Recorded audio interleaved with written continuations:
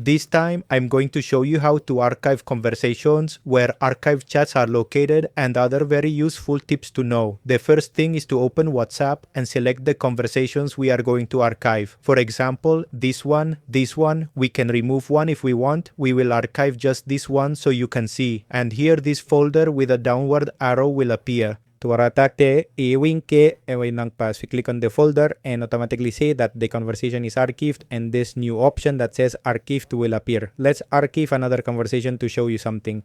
Let's archive this one que siya desio masa kas impero partaporong. We click on the little folder on top to archive it. There it is saved. Now we go to the new folder that appears called archived. We enter the folder and here we can see the two conversations we have archived. What do I want to show you here?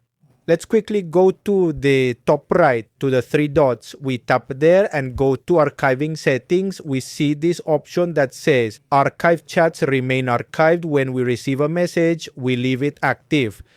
Look, they are sending me a message. They are writing to me. We exit so you can see what happens as soon as the message arrives. Notice that as soon as the message arrives, there was no notification that it arrived. And here a little green number appears, which means that I received the message in my archived contacts. If we go here, I will be able to see the message, check it, reply to the colleague, but this way, if someone sends me a message, it won't notify on the phone, it won't make a sound. The only way for me to realize that I received a message is by checking the archived folder, because numbers appear showing how many messages I have received. So in this easy way, you can archive and unarchive messages.